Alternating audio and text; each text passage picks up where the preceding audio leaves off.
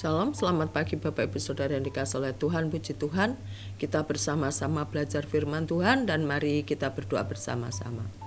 Terima kasih Tuhan, Engkau memberikan kesempatan kepada kami untuk kami belajar firman lagi. Biarlah semakin kami belajar, semakin kami bertumbuh di dalam Engkau, semakin lekat hati kami kepada Engkau Tuhan. Terima kasih, tenangkan teduhkan hati dan pikiran kami, supaya apa yang kami pelajari, kami boleh benar-benar untuk belajar untuk melakukannya. Di dalam nama Tuhan Yesus, haleluya, amin. Puji Tuhan. Pada pagi hari ini kita akan belajar bersama-sama di dalam kitab Filipi 1 ayat 21. Kitab Filipi adalah kitab yang ditulis oleh Rasul Paulus.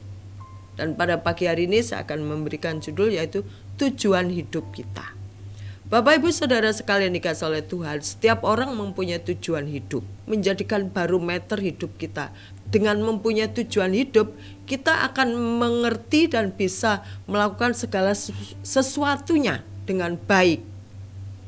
Tuhan, ibaratnya tujuan hidup itu adalah kompas, seperti tadi saya katakan, adalah menjadi barometer, ya, menjadi tolak ukur dalam kita melakukan segala aktivitas yang kita lakukan. Puji Tuhan, kita akan membaca di dalam Filipi 1 ayat 21. Karena bagiku hidup adalah Kristus dan mati adalah keuntungan. Rasul Paulus mengatakan, karena bagiku hidup adalah Kristus dan mati adalah keuntungan. Itulah tujuan Rasul Paulus dalam hidupnya. Kalau ditanya, kalau kamu mati, ya, bagaimana perasaanmu? Tentu perasaan sedih. Ya.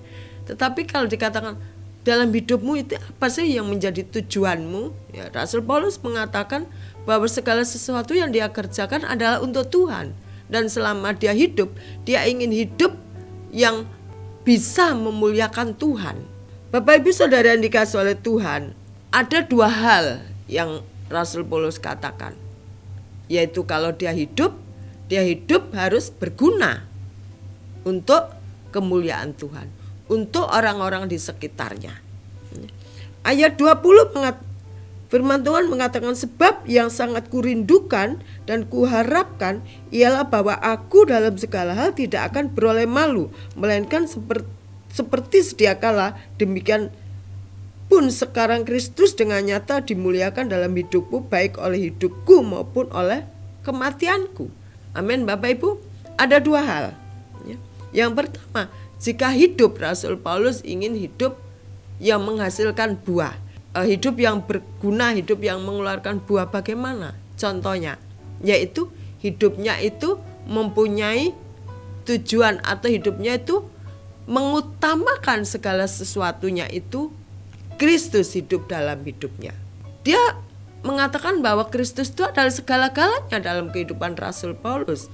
Sewaktu dia hidup, dia akan melakukan suatu pekerjaan yang memuliakan Tuhan. Hidup yang berbuah. Orang percaya mengatakan hidup yang berbuah bagaimana? Ya, buah itu akan dinikmati dan setiap orang akan menikmati, akan menyukai sesuatu yang baik, sesuatu yang manis kalau buah, yaitu buah kehidupan kita, buah pertobatan kita. Dari buah pertobatan kita akan melahirkan hidup yang berkenan kepada Tuhan, hidup yang berguna bagi sesama dan juga bagi kemuliaan Tuhan. Hidup yang berguna bagi sesama adalah kita bisa berdoa untuk saudara-saudara kita yang lain. Kita juga bisa menguatkan saudara-saudara kita yang lemah. Kita kuatkan dengan kesaksian hidup kita. Kita mengabarkan Injil untuk jiwa-jiwa yang belum mengenal Tuhan, yaitu mencari jiwa bagi Tuhan. Jadi hidupnya sungguh berarti untuk kemuliaan Tuhan. Mungkin kita melihat di sekeliling kita, ya, ada orang hidup tidak tahu apa yang dia kerjakan. Hidupnya digunakan dengan sia-sia. Narkoba, ya, melakukan hal-hal yang tidak baik, melakukan kejahatan. Seakan-akan hidup ini tidak ada gunanya. Dia melakukan hal-hal yang itu menurut dia berguna bagi dirinya.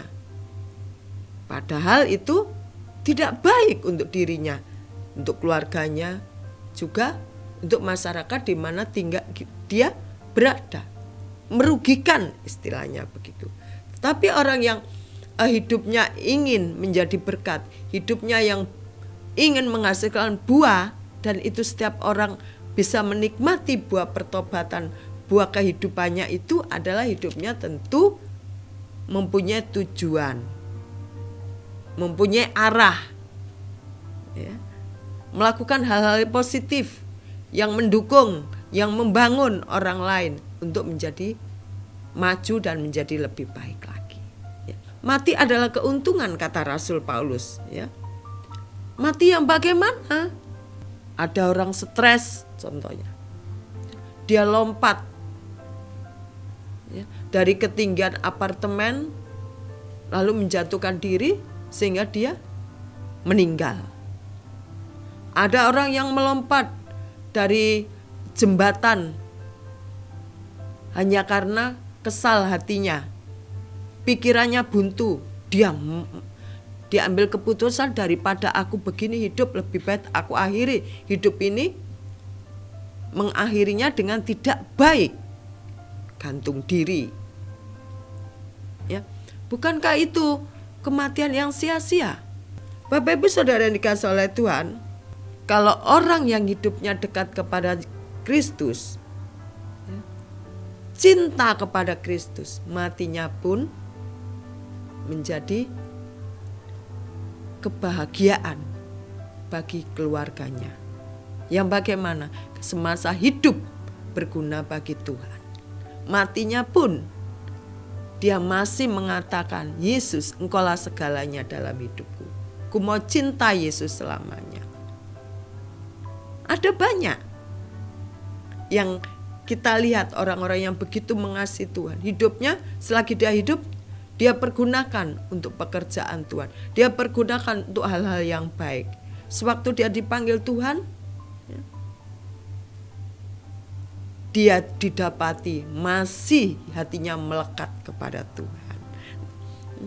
Bapak Ibu Saudara dikasihi oleh Tuhan, di dalam kitab Roma 8 ayat ke-28, saya lihat dulu, Roma 8 ayat 28, demikian firman Tuhan. Kita tahu sekarang bahwa Allah turut bekerja dalam segala hal, segala sesuatu untuk mendatangkan kebaikan bagi mereka yang mengasihi Dia, yaitu bagi mereka yang terpanggil sesuai dengan rencananya. Apapun yang dia lakukan, apapun yang dia kerjakan, dia mau melibatkan Tuhan dalam segala perkara, sehingga Tuhan dimuliakan dalam kehidupannya. Amin Bapak Ibu, puji Tuhan, puji Tuhan. Beberapa orang mempunyai foto Filipi 1 ayat 21. Bagiku hidup adalah untuk menghasilkan buah, hidup yang berguna. Kematiannya pun adalah tetap untuk menjadikan kemuliaan bagi Tuhan. Karena bagiku hidup adalah Kristus. Kristus segalanya dalam hidupnya. Dan mati adalah keuntungan. Karena dia tetap hatinya melekat kepada Tuhan.